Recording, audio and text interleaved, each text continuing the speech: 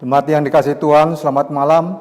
Kita akan mulai ibadah keluarga kita pada malam hari ini. Jemaat, marilah kita bangkit berdiri untuk menghadap Tuhan dan menyembahnya serta memuliakan namanya karena kasih-Nya besar atas kita.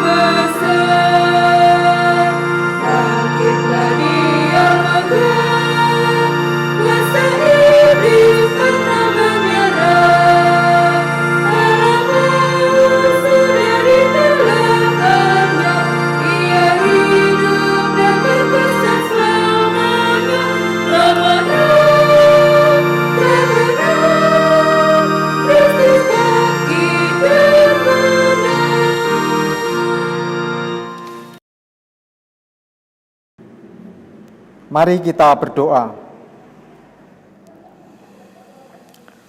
Tuhan Yesus yang baik, puji syukur limpah terima kasih kami naikkan hadirat-Mu Bapa, karena kasih setia-Mu yang senantiasa melawati kehidupan kami. Sehingga di malam hari ini Tuhan, Kau kirim anak-anak-Mu untuk datang ke rumah ini untuk bersama-sama memuji dan memuliakan nama-Mu ya Bapa. Kami serahkan peribadatan ini dari awal, pertengahan hingga akhir hanya di dalam tangan pengasihan Tuhan Yesus Kristus. Amin. Jemaat Tuhan, kami silakan duduk. Mari kita baca Mazmur berbalasan. Sesungguhnya mata Tuhan tertuju kepada mereka yang takut akan Dia, kepada mereka yang berharap akan kasih setia-Nya, untuk melepaskan jiwa mereka daripada maut dan memelihara hidup mereka pada masa kelaparan. Jiwa kita menanti-nantikan Tuhan. Dialah penolong kita dan perisai kita. Ya, karena Dia hati kita bersukacita. Sebab kepada nama-Nya yang kudus kita percaya. Kasih setia-Mu ya Tuhan kiranya menyertai kami. Seperti kami berharap kepada-Mu.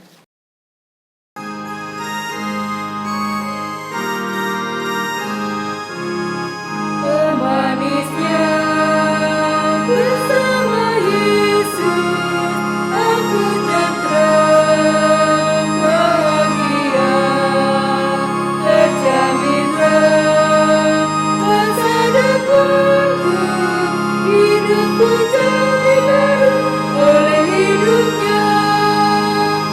Tak cemas akan hari esok, Tuhan itu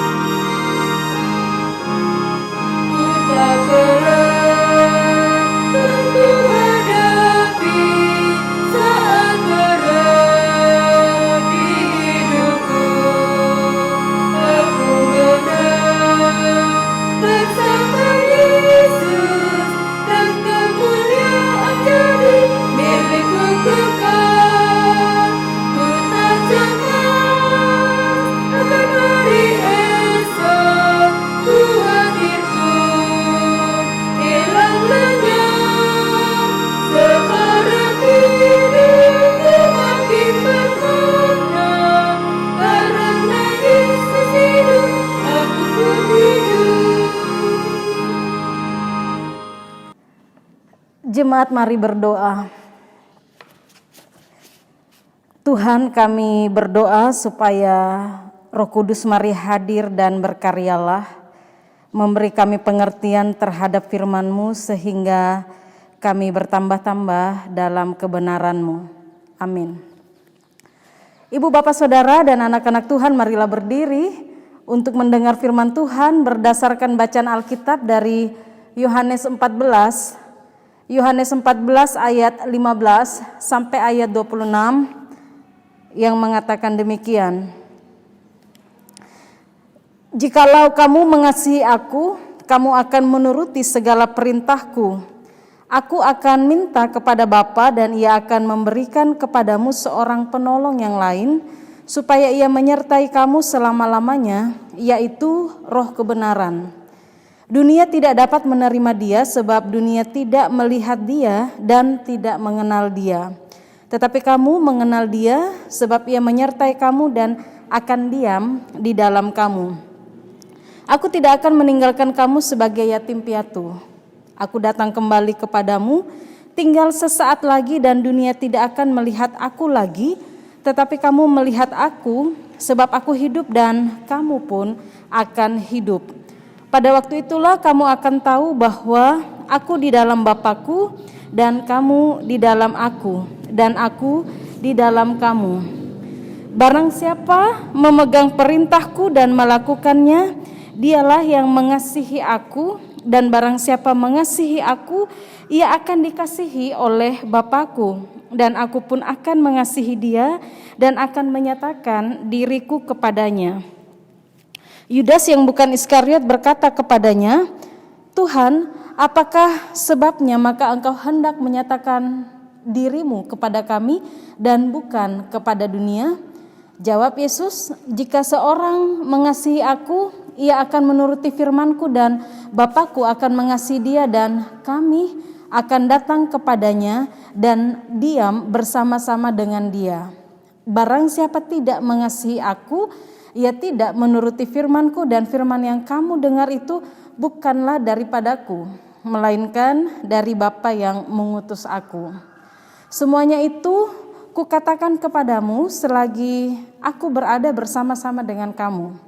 Tetapi penghibur, yaitu Roh Kudus yang akan diutus oleh Bapa dalam namaku, dialah yang akan mengajarkan segala sesuatu kepadamu dan akan mengingatkan kamu akan semua yang telah kukatakan kepadamu.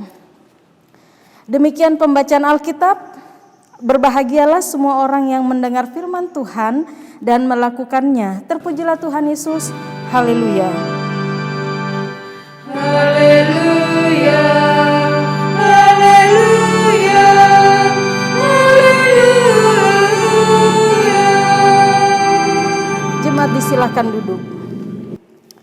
Bapak, Ibu, Saudara, dan anak-anak Tuhan, konteks Yesus pada waktu mengucapkan bagian ini adalah Yesus sadar betul bahwa murid-muridnya kecil dan sedikit. Baru 3 tahun dibina, belum punya motivasi yang kokoh, belum berkonsolidasi dengan baik, dan masih ada yang penuh dengan ambisi-ambisi pribadi. Dan dalam keadaan seperti itu, Yesus harus meninggalkan mereka. Dalam waktu dekat, ia sudah harus menapaki jalan-jalan penderitaan yang akan membawanya ke Golgota. Karena itu tidak ada jalan lain, murid-muridnya memang harus dipersiapkan secara khusus untuk menyongsong datangnya masa sulit, masa penderitaan, masa kesengsaraan. Beberapa hal yang Yesus persiapkan bagi para murid, Ibu Bapak, dalam pembacaan kita dapat melihat bahwa yang pertama itu tertera pada ayat yang ke-16. Di situ dikatakan Yesus akan meminta kepada Bapa untuk memberikan penolong bagi para murid. Penolong bagi para murid. Dan ia akan memberikan kepadamu seorang penolong yang lain. Dengan meminta kehadiran penolong bagi para murid, Bapak Ibu, tentu Tuhan Yesus sendiri tidak menutup-nutupi besarnya kesulitan yang akan dihadapi oleh para murid. Penolong yang dimaksud adalah Roh Kudus. Kata Yunani yang dipakai untuk penolong di sini adalah parakletos, yang artinya seorang yang dipanggil datang, mendampingi, membela perkara. Arti khusus dari kata ini terletak pada kata sebab, maksudnya mengapa atau apa yang menjadi sebab sehingga orang itu dipanggil datang. Orang Yunani menggunakan kata parakletos itu dalam bermacam-macam cara, yaitu bisa berarti seorang dipanggil untuk kepentingan orang yang dituduh, dalam hal ini untuk menjadi saksi. Bisa juga seorang yang dipanggil ini untuk membela orang yang dituduh secara hukum. Atau juga seorang ahli yang dipanggil datang untuk diminta nasihat dalam situasi yang sulit. Mungkin juga seorang yang dipanggil ini datang untuk memberi semangat yang baru kepada sekelompok serdadu yang patah semangat dan dalam keadaan yang sedih. Dengan demikian, ibu bapa dan anak-anak Tuhan, parakletos, orang yang dipanggil datang itu selalu berarti seorang yang memang dipanggil untuk menolong pada kesulitan atau dalam situasi yang sangat dibutuhkan. Tidak diragukan ibu bapak bahwa karya itu ya memang dilakukan oleh Roh Kudus, tanpa harus kita membatasi karya Roh Kudus itu sendiri, bahwa dia memang dipanggil untuk mengambil kelemahan-kelemahan dan memberi kita kemampuan untuk menghadapi dan melanjutkan kehidupan. Dalam konteks pembacaan saat ini, kehadiran penolong ini untuk apa? Kalau kita baca di ayat 15 pembacaan ini, jelas bagi kita bahwa kehadiran penolong ini menyampaikan bahwa di situ untuk menolong para murid melakukan perintah Tuhan Yesus. Kamu akan menuruti segala perintahku. Kata perintah di sini, ibu bapak, ini menyangkut seluruh firman Yesus yang menyingkapkan rahasia kasih Bapa dan mendorong orang untuk hidup di dalam kasih-Nya. Memang ibu bapak berbuat kasih atau mengasihi Tuhan itu tidak mudah. Ada banyak ujian, tantangan untuk melakukan kasih, dan batu ujian kasih itu adalah kepatuhan, karena bicara tentang kasih yaitu harus dilakukan secara terus-menerus dalam berbagai situasi. Parakletos atau penolong yang dijanjikan Yesus itu mari kita garis bawahi, ibu bapak, bahwa ia dipanggil datang untuk hal itu. Oleh karenanya kalau dipanggil datang, ia tidak memaksa untuk masuk, tetapi menunggu untuk diterima oleh manusia, oleh yang memanggil itu untuk membawa dan menguatkan di dalam situasi yang dihadapi. Masuk dalam diri manusia agar bisa berkarya dengan leluasa untuk menolong manusia. Itu bagian pertama. Kalau kita lihat, Yesus mempersiapkan para murid itu dalam rangka dia akan meninggalkan mereka. Bagian kedua, ibu bapak, ayat 18 menyebutkan bahwa aku tidak akan meninggalkan kamu sebagai yatim piatu. Aku datang kembali kepadamu. Kata yang dipakai yatim piatu di ayat 18 ini disebut dengan orpanos. Orpanos itu berarti tanpa bapa, tetapi dapat dipakai juga untuk para murid yang kehilangan kehadiran dan pengajaran dari sang guru yang dicintai.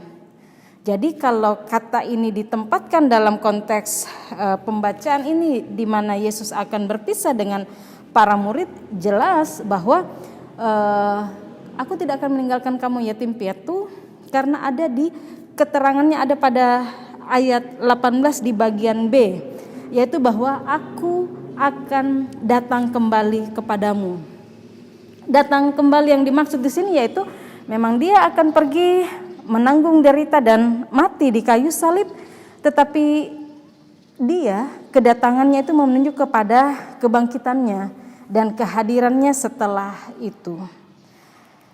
Bagian ketiga, Bapak Ibu Saudara, itu bisa kita baca dari ayat 20 sampai ayat yang ke-26. Di situ menuliskan panjang tentang kasih. Bahwa kasih itulah dasar dari segala sesuatu. Allah mengasihi Yesus, Yesus mengasihi Allah, Allah mengasihi manusia, Yesus mengasihi manusia, manusia mengasihi Allah melalui Yesus, dan manusia saling mengasihi. Langit, bumi, manusia dan Allah, manusia dan sesamanya, yang mau dikatakan semuanya itu ada dalam ikatan kasih. Perihal kasih ini sangat penting untuk diketahui dalam konteks Yesus yang akan berpisah dengan murid-muridnya, yaitu ibu bapak, dalam konteks seperti itu bisa saja para murid merasa ditinggalkan sebagai anak yatim piatu. Tetapi sesungguhnya tidak demikian. Murid-murid yang menunjukkan kasihnya kepada Yesus dengan berpegang teguh pada firman-Nya atau perintahnya, maka sebenarnya kasih itulah yang membuat mereka tetap tinggal di dalam Yesus, dan Yesus pun tinggal di dalam mereka. Tidak ada kekosongan itu, tidak ada yang ditinggalkan sebagai yatim piatu itu. Nah, kalau Yesus hadir di tengah-tengah mereka, artinya mereka dapat merasakan kehadiran Yesus.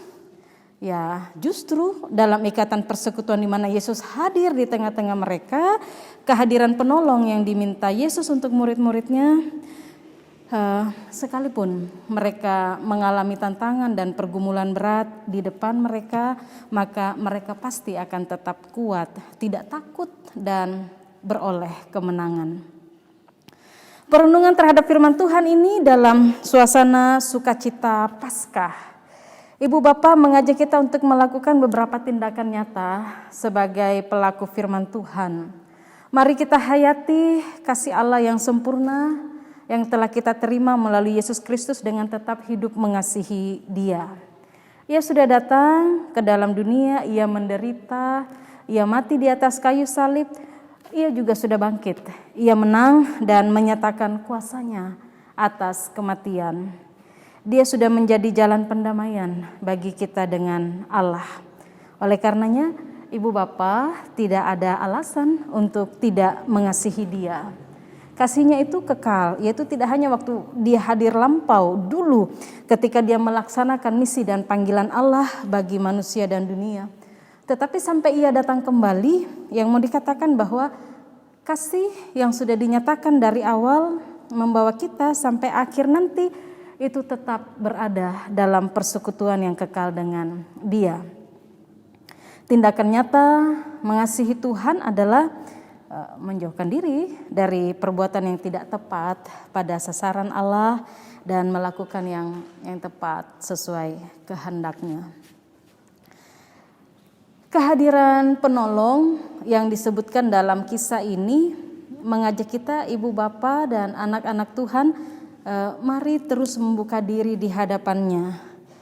Panggillah Ia datang untuk mendampingi kita melanjutkan siarah iman dalam dunia ini.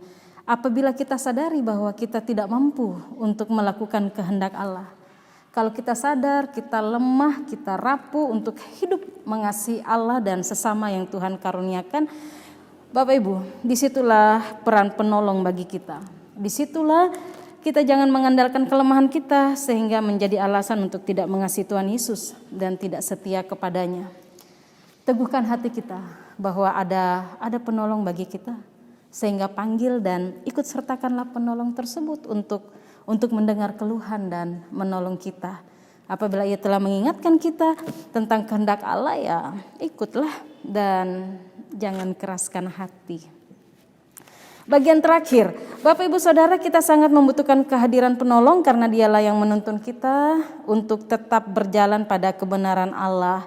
Inilah yang dimaksud sebagai roh kebenaran pada ayat yang ke-17.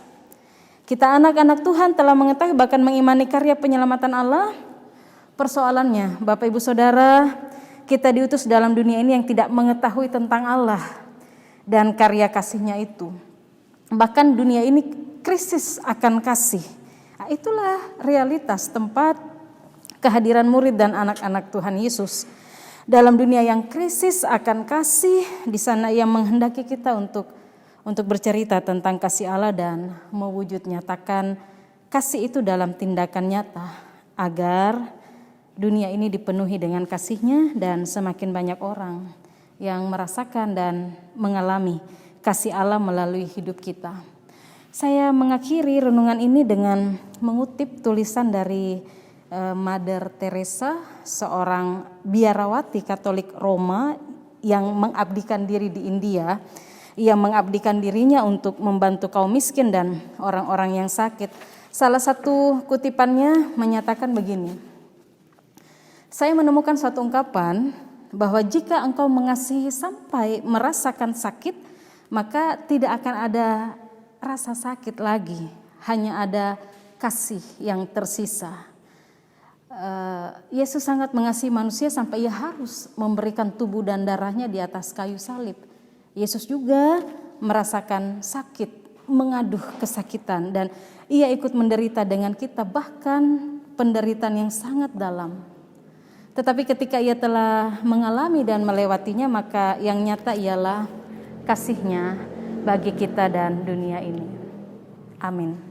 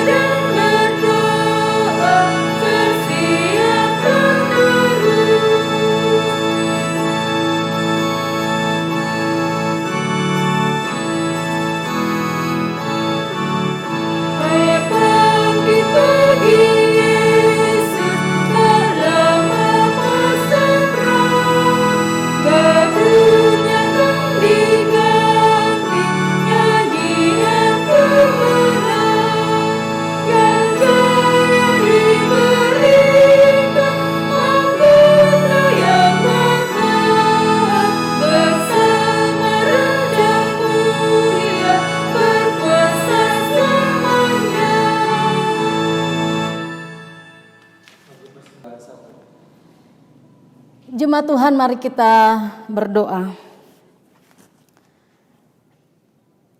Terima kasih atas kasih-Mu yang nyata dalam hidup ini Tuhan, kasih yang sempurna dan kasih yang kekal, yang tidak pernah berhenti, selalu menaungi kami dalam segala keberadaan hidup.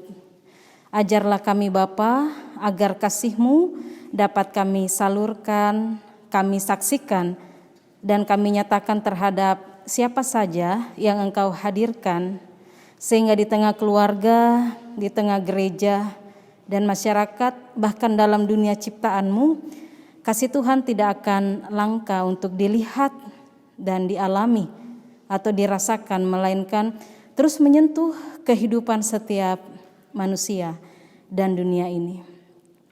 Saat Roh Kudus mengingatkan kami tentang kehendak Tuhan atau perintah-Mu yang harus kami lakukan di setiap hari yang Engkau beri, tolonglah kami Tuhan agar kami peka dengan karya Roh, sehingga kami tidak menutup diri atau mengeraskan hati, melainkan mengikuti apa yang Engkau kehendaki.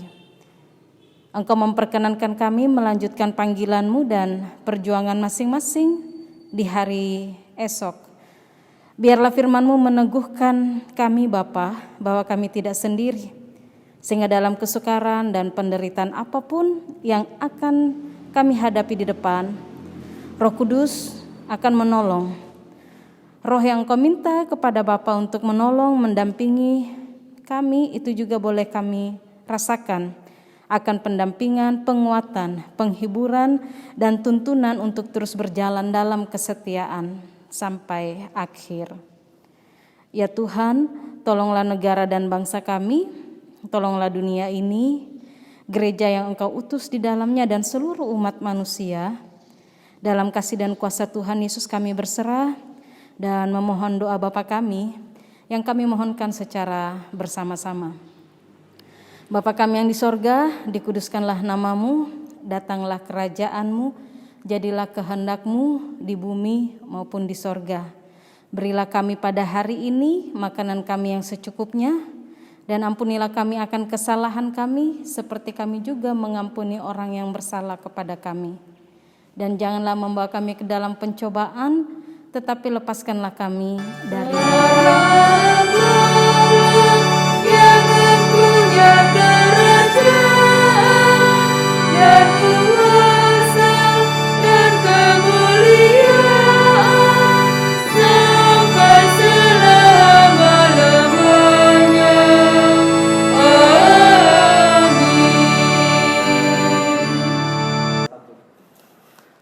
Jemaat Tuhan, marilah kita mengungkapkan syukur dengan hati penuh dan tangan kita, pemberian kita ditentukan bagi kemuliaan namanya. Tuhan memberkati persembahan saudara.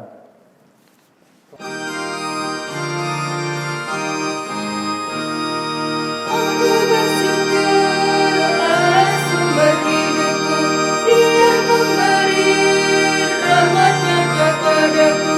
Puji dan syukur ku naikkan kepadanya, yang Maha Kudus, disahkan terpujilah. Dia sumber hidupku, baginya syukur dan pujian selamanya.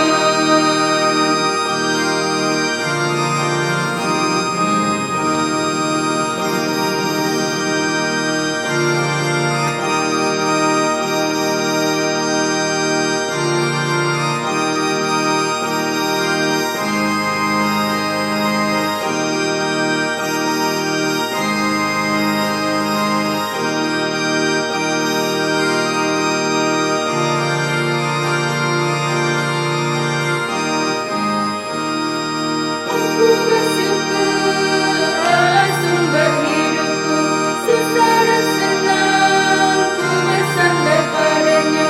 Puji dan syukur ku naikkan kepadanya, yang Maha Kudus, disahkan terpujilah. Dia sumber hidupku, baginya syukur dan pujian selamanya. Marilah kita berdiri dan menyerahkan persembahan kita kepada Tuhan dalam doa syukur. Mari kita berdoa.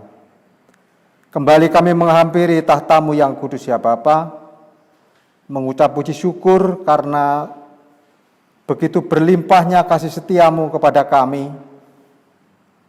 Melalui karya-karya kami Engkau telah berkati ya Bapa, maka Engkau layakkan kami dan Engkau mampukan kami hari ini untuk memberikan persembahan kepadamu. Biarlah persembahan ini Tuhan boleh menjadi kelebaran dan keluasan untuk pelayanan kerajaan-Mu di bumi ini. Di dalam nama Tuhan Yesus kami berdoa. Amin. Jemaat mari bernyanyi dari NKB 143.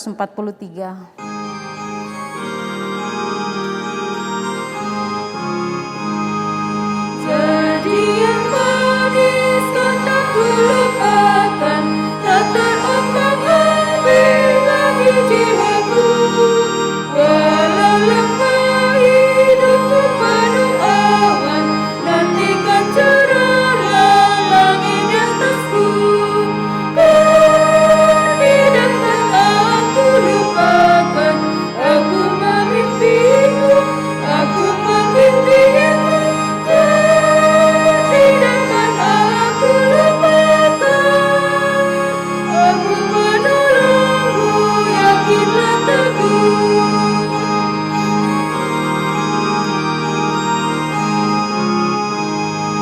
Yakinkan janji, kataku lupakan, dengan sukacita aku jalan terus.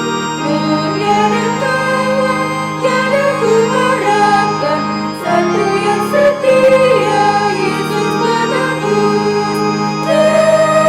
Tidakkan aku lupakan, aku memimpimu, aku memimpimu. Tidakkan aku lupakan, aku menolongmu, yakinlah teguh. Sekarang arahkanlah hati dan pikiran kita kepada Tuhan dan terimalah berkat-Nya. Tuhanlah penjagamu, Tuhanlah naunganmu di sebelah tangan kananmu. matahari tidak menyakiti engkau pada waktu siang, atau bulan pada waktu malam. Tuhan akan menjaga engkau terhadap segala kecelakaan. Ia akan menjaga nyawamu. Tuhan akan menjaga keluar masukmu dari sekarang sampai selama-lamanya.